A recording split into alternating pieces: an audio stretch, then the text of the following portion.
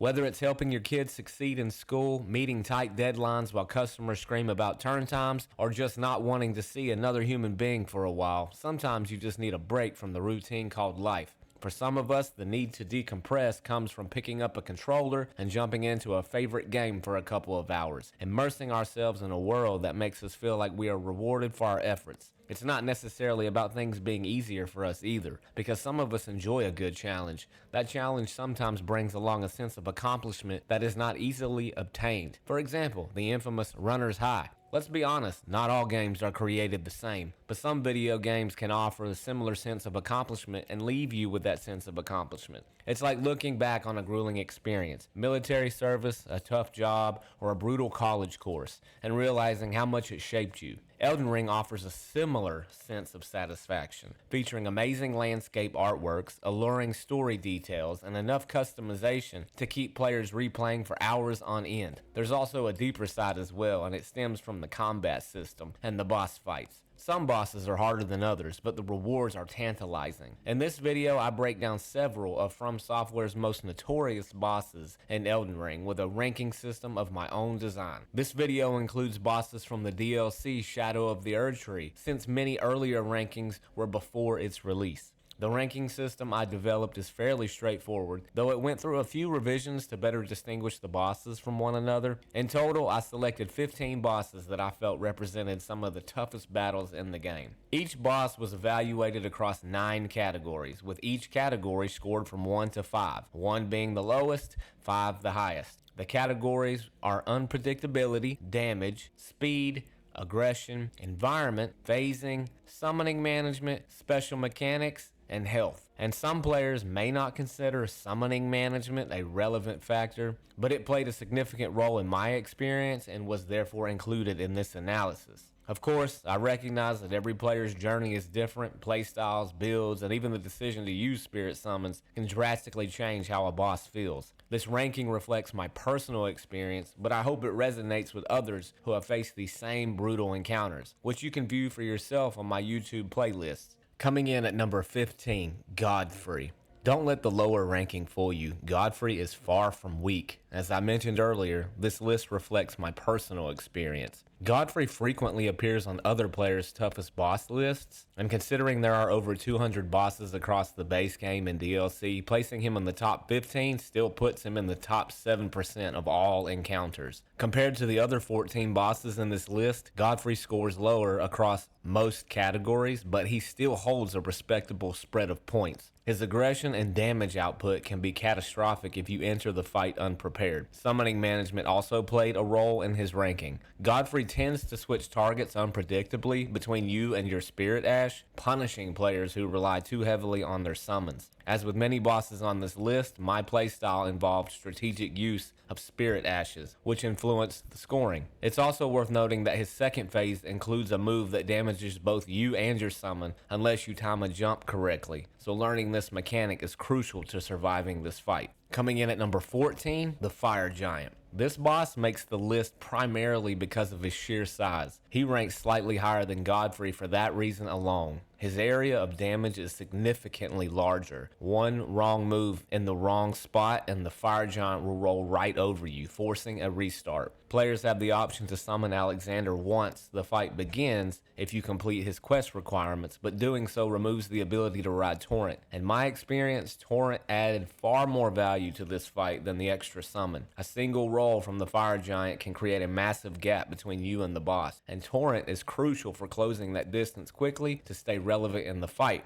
Choosing Alexander instead forces you to burn more stamina running and dodging, which limits your offensive potential. Ultimately, it was the constant distance management that made this boss more challenging than others. Coming in at number 13, Bayle the Dread. The first boss from the Shadow of the Erdtree DLC. During my first playthrough, Bayle gave me so much grief that I swore I'd never fight him again if I could avoid it. But in the spirit of chasing that sense of accomplishment I mentioned earlier, and in the name of ranking Elden Ring's toughest bosses, I found myself back in his arena. On my second attempt, I discovered there's a gimmick to this fight. I won't spoil it for those who haven't found it yet, but Bayle is surprisingly similar to Rykard, and that there's a specific weapon that can make this battle feel far less overwhelming. Even with that advantage though, Bayle remains a formidable opponent, especially if you're unfamiliar with his combat mechanics. He's one of the more aggressive bosses in the game, and if you don't make full use of your Spirit Ash summon along with Igor, you'll probably be overwhelmed quickly. Bayle punishes hesitation and rewards precision, making him a brutal but satisfying challenge once you learn the rhythm of the fight. Coming in at number 12, Morgott the Omen King. Morgott, or Morgott, depending on when you meet him, had to be on this list. He's one of the most frustrating bosses in the game, and he makes multiple appearances throughout Elden Ring, leaving a lasting impression whether you like it or not. In fact, he's likely the first major boss you'll encounter, initially disguised as Morgott. This is the fight where I first noticed a real spike in difficulty. Morgott feels more strategic than both some earlier and later bosses, such as Godfrey. It's almost as if he's actively adapting to your playstyle. That fits his character too. His combat style reflects his relentless need to prove himself. What makes Morgott especially challenging is his unpredictability mixed with his aggression. Many of his attacks have delayed timings that bait players into panic rolling, which often leads to punishment. He also deals solid damage and maintains a high level of aggression throughout the fight. The combination of those three factors, unpredictability, damage, and aggression, earned him a higher spot on this list. I would have ranked him higher if it were not for the fact that you can summon multiple characters for this fight, such as Malenia and the Dung Eater, to keep him occupied while you wear him down with less effort. Moving on to number 11, Metyr, Mother of Fingers, another boss from the Shadow of the Erdtree DLC. Metyr is easily missed as she requires completion of Ymir's questline to access, but once you find her, you might wish you hadn't. Metyr ranks higher on this list due to her massive health pool and the devastating damage she can deal with a single blow. While her attacks are more readable than some other bosses, one mistake can be fatal.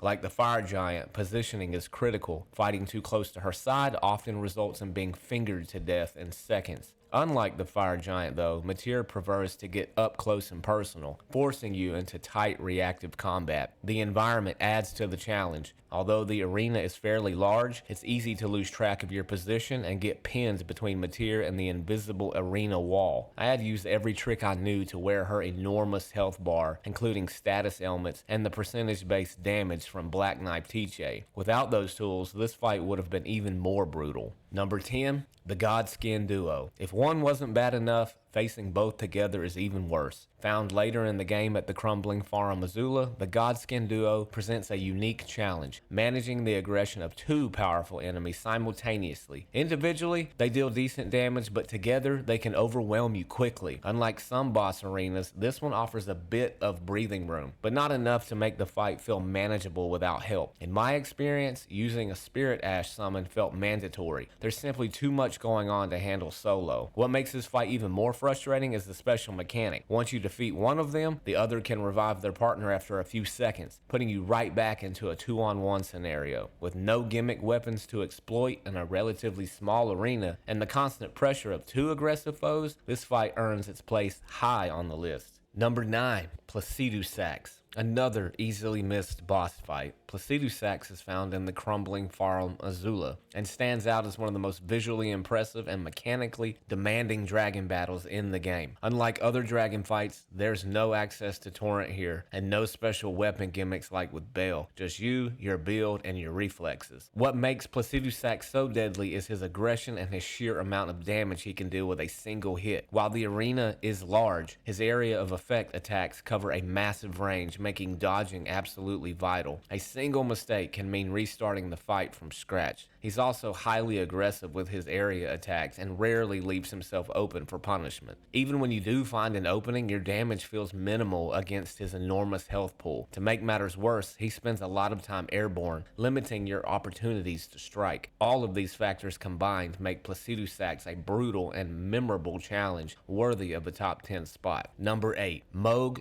Lord of Blood. As I moved further into this list, the rankings became more difficult because not every boss can be compared on the same terms. Categories like speed and aggression are common across most fights, but occasionally a boss introduces something unique. Mohg is one of those exceptions. What sets Mohg apart beyond his high damage and aggression is his devastating phase transition mechanic. If you don't have the specific flask to counter it and don't time it correctly, you'll almost certainly lose the fight. Even if you do survive the transition, you still have to manage the lingering fire damage that floods the arena, all while trying to stay alive long enough to land meaningful hits. Unlike many other bosses, Mohg isn't optional. Defeating him is required to access the Shadow of the Erdtree DLC. That alone raises the stakes. But it's his unique mechanics and punishing design that earned him a spot in the top 10. Number 7, Romina. Romina has a fairly average spread of points across the 9 ranking categories, which places her above the lower ranked bosses, but below the most punishing ones. However, she begins to climb the list when you factor in her damage, aggression, and unpredictability combined. For me personally, Romina was one of the hardest bosses in the game. In terms of aggression alone, she ranks in the top 4. What really sets her apart is how little she seems to care whether you've summoned help. She'll switch targets unpredictably, often catching you off guard. You might think your summon has her attention, only for Romina to suddenly whip towards you and take out half your health in an instant. Managing a summon can actually make the fight harder at times, as it adds another layer of unpredictability. On top of that, Romina inflicts rot damage, which adds a dangerous ticking clock to an already intense battle. She's fast, relentless, and punishing. Everything you'd expect from a boss ranked this high. Number 6, Radagon. When I first set out to rank the hardest bosses in Elden Ring, Radagon wasn't originally on my list, but by the end of this journey, I realized they absolutely deserved a spot. At this point in the rankings, we were well past the halfway mark and deep into the heavy hitters. Radagon is the final boss of the base game and must be defeated to access New Game Plus and any of the game's 6 endings. What pushes them higher on this list is the structure of the fight itself. Like the Godskin Duo, you're essentially fighting 2 bosses, but unlike that duo, Radagon doesn't share a health bar with their second phase. After defeating them, you immediately transition into a battle with the Elden Beast, a completely different boss with its own mechanics and challenges. It's the 2-phase structure combined with Radagon's own strength, aggression, and narrative significance that earns them a place among the toughest bosses in the game. Number 5.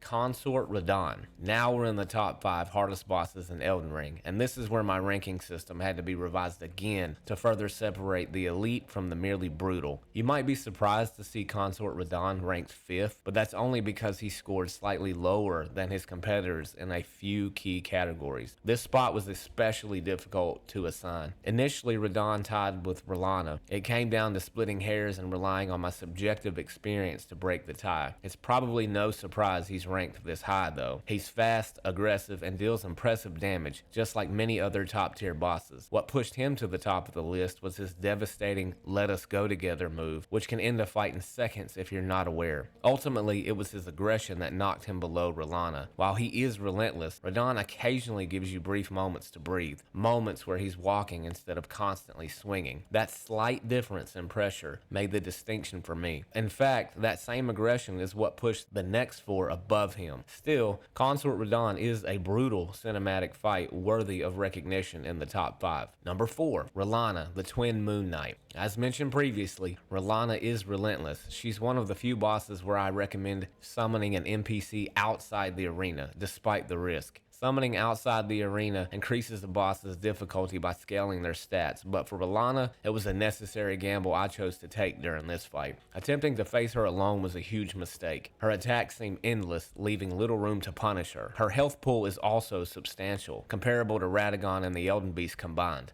What makes her even more dangerous is her unpredictability. The patterns of her attacks vary just enough to keep you guessing, and the positioning becomes critical throughout the fight. To survive, you need to master a variety of evasive techniques. Rellana doesn't let up, and her constant pressure combined with the high damage and erratic behavior firmly placed her in the top 4 hardest bosses in Elden Ring. Number 3, Messmer. I honestly don't know how anyone beats Messmer without a shield, or without sinking hours into studying his attack patterns. He's incredibly fast, hits like a truck, and is wildly unpredictable. This is one of the few bosses that made me feel completely immobilized, even with the extra summons on the field. Although you can summon Hornsent inside the arena to assist, it often doesn't help much. There were moments when Messmer would be mid-attack against a summon only to instantly lunge across the arena and strike me as I was trying to reposition. His aggression is relentless and his reach is deceptive. Then comes phase 2, where things go from bad to worse. Messmer transforms into a massive serpent and begins striking from multiple angles with terrifying speed. The fight starts to feel almost impossible at times, demanding a heavy time investment and near perfect execution. Some might argue he deserves an even higher ranking, and I wouldn't disagree, but one thing's for sure, Messmer absolutely belongs in the top 3 hardest bosses in Elden Ring. Number 2,